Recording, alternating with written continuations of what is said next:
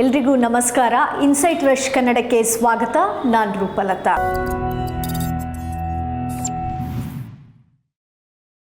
April 25, 2026 Hilton hotel, Washington. ಅದ್ದೂರಿ ಸಭಾಂಗಣ, ಝಗಮಗ ಅಂತಿರುವಂಥ ವಾತಾವರಣ, ಅಮೆರಿಕದ ಘಟಾನುಘಟಿ ರಾಜಕಾರಣಿಗಳು, ಮಾಧ್ಯಮ ಲೋಕದ ದಿಗ್ಗಜರು ಮಿರಮಿರ ಮಿಂಚ್ತಾ ಇದ್ರು. ಮ್ಯಾಜಿಷಿಯನ್ ಓಸ್ ಪರ್ಲ್ಮ್ಯಾನ್ ಅನ್ನೋ ಮೆಂಟಲಿಸ್ಟು ಇಲ್ಯೂಷನ್ ಶೋ ಮಾಡ್ತಿದ್ರೆ ಎಲ್ಲರೂ ಮಂತ್ರಮುಗ್ಧರಾಗಿ ನಗ್ತಾ ನೋಡ್ತಾ ಇದ್ರು.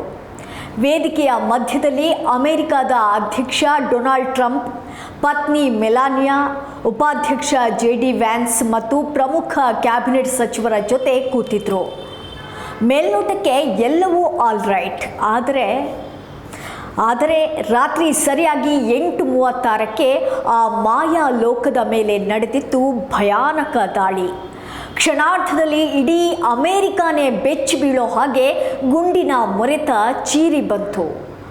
ಕೈಯಲ್ಲಿ ಶಾರ್ಟ್ ಗನ್, ಪಿಸ್ತೂಲು, ಹರಿತವಾದ ಚಾಕು ಹಿಡಿದ ಆಗಂತುಕನೊಬ್ಬ ಸೆಕ್ಯೂರಿಟಿ ಚೆಕ್ ಪಾಯಿಂಟ್ ಮೇಲೆರಗಿದ. ಅವನು ಹಾರಿಸಿದ ಗುಂಡಿನ ಸದ್ದು ಅರಮನೆಯಂಥ ಸಭಾಂಗಣವನ್ನು ನಡುಗಿಸಿತು. ಒಬ್ಬ ಫೆಡರಲ್ ಏಜೆಂಟ್ಗೆ ಗುಂಡು ತಗಲಿತಾದರೂ ಬುಲೆಟ್ ಪ್ರೂಫ್ ಜಾಕೆಟ್ ಅವನ ಪ್ರಾಣ ಉಳಿಸಿತು. ಸಭಾಂಗಣದ ಒಳಗಿದ್ದ ಅತಿಥಿಗಳು ಬೆಚ್ಚಿ ಬಿದ್ರು. ಅಲ್ಲಿದ್ದ ಜನ ಪ್ರಾಣ ಉಳಿಸಿಕೊಳ್ಳೋಕೆ ಟೇಬಲ್ಗಳ ಕೆಳಗೆ ನುಗ್ಗಿದ್ರು. ಸೀಕ್ರೆಟ್ ಸರ್ವಿಸ್ ಏಜೆಂಟ್ಗಳು ಕ್ಷಣಾರ್ಧದಲ್ಲಿ ಟ್ರಂಪ್ ಮತ್ತು ಅವರ ತಂಡವನ್ನು ಸೇಫ್ ಆಗಿ ಅಲ್ಲಿಂದ ಹೊರಗೆ ಕರೆದೊಯ್ದರು. ಇಷ್ಟೆಲ್ಲ ಅವಾಂತರ ಸೃಷ್ಟಿಸಿದ್ದವನು ಕ್ಯಾಲಿಫೋರ್ನಿಯಾದ ಟೊರೆನ್ಸ್ನ ಶಾಲಾ ಶಿಕ್ಷಕ, 31 ವರ್ಷದ ಕೋಲ್ ಥಾಮಸ್ ಅಲೆನ್. ಇವನು ನಾಸಾ ಸೈಂಟಿಸ್ಟ್ ಅಂತೆ, ಗೇಮರ್ ಅಂತೆ, ಹೋರಾಟಗಾರನಂತೆ, ಹುಚ್ಚನಂತೆ, ಇನ್ನೂ ಏನೇನಾಗಿ ಸುದ್ದಿ ಆಗ್ತಾನೋ ಕಾದು ನೋಡೋಣ. ಬಟ್ ಇವನನ್ನು ಅಲ್ಲೇ ಮೆಟ್ಟಿಲುಗಳ ಹತ್ರ ಸೆರೆ ಹಿಡಿಯಲಾಯಿತು. ಟ್ರಂಪ್ ಕುಟುಂಬಕ್ಕೆ ಯಾವುದೇ ರೀತಿಯಾಗಿರುವಂಥ ಅಪಾಯವಾಗಲಿಲ್ಲ ನಿಜ, ಆದರೆ ಇಡೀ ಅಮೆರಿಕದ ಆತ್ಮವೇ ನಡುಗಿತ್ತು.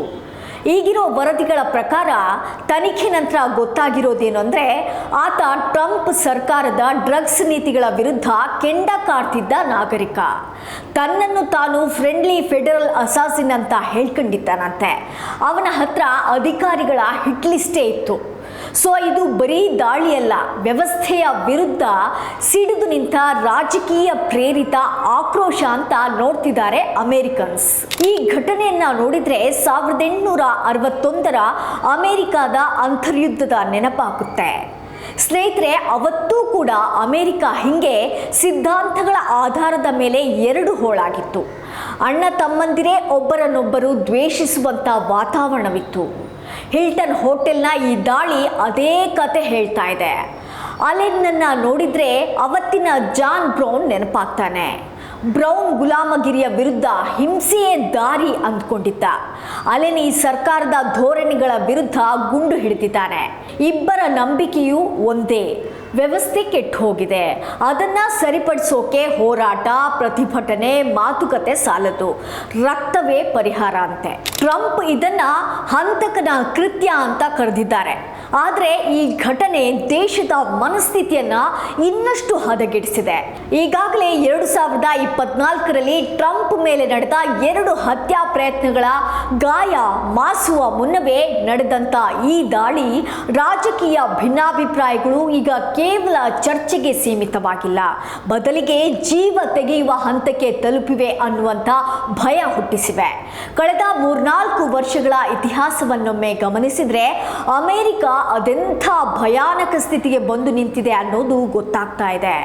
2022ರಲ್ಲಿ ನ್ಯಾನ್ಸಿ ಪೆಲೋಸಿ ಪತಿಯ ಮೇಲೆ ನಡೆದಂಥ ಹ್ಯಾಮರ್ ಅಟ್ಯಾಕ್, 2024ರಲ್ಲಿ ಟ್ರಂಪ್ ಮೇಲೆ ನಡೆದ ಹತ್ಯಾ ಯತ್ನಗಳು, 2025ರಲ್ಲಿ ಗವರ್ನರ್ ಜೋಶ್ ಶಾಪಿರೋ ಮನೆಯ ಅಗ್ನಿಸ್ಪರ್ಶ, ಚುನಾಯಿತ ಪ್ರತಿನಿಧಿಗಳ ಸರಣಿ ಹತ್ಯೆಗಳು, ಇವೆಲ್ಲವೂ ಅಮೆರಿಕದ ಪ್ರಜಾಪ್ರಭುತ್ವದ ಅಡಿಪಾಯ ಅಲುಗಾಡುತ್ತಿರುವುದಕ್ಕೆ ಸಾಕ್ಷಿ. ಇವು ಬರೀ ದಾಳಿಗಳಲ್ಲ.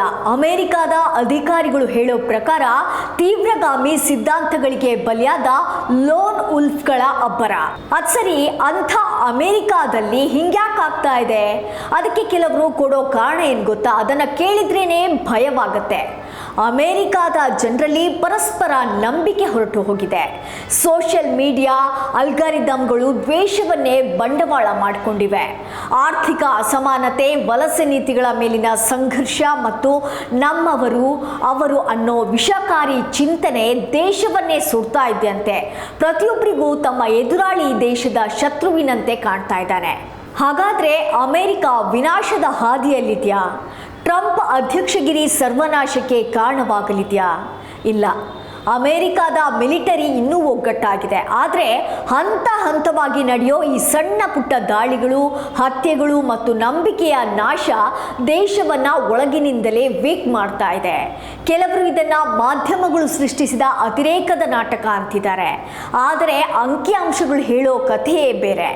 ದಿನದಿನಕ್ಕೂ ಹಿಂಸಾಚಾರ, ರಾಜಕಾರಣಿಗಳು, ಅಧಿಕಾರಿಗಳ ಮೇಲಿನ ದಾಳಿಗಳ ಸಂಖ್ಯೆ ಏರುತ್ತಲೇ ಇದೆ. ಅಮೆರಿಕ ಈಗಲೇ ಅಂತರ್ಯುದ್ಧ, ಸಿವಿಲ್ ವಾರ್ ಹೊಸ್ತಿಲಲ್ಲಿ ಇಲ್ಲದಿರಬಹುದು. ಆದರೆ ಪ್ರಜಾಪ್ರಭುತ್ವದ ಅಧಪತನವನ್ನ ಅಮೆರಿಕದ ಹಲವರಿಗೆ ಎದ್ದು ಕಾಣಿಸ್ತಾ ಇದೆ. ಹಿಲ್ಟನ್ ಹೋಟೆಲ್ನ ಈ ಘಟನೆ ಅಮೆರಿಕಾಗೆ ವಾರ್ನಿಂಗ್ ಬೆಲ್, ಅಂದರೆ ಎಚ್ಚರಿಕೆಯ ಗಂಟೆ.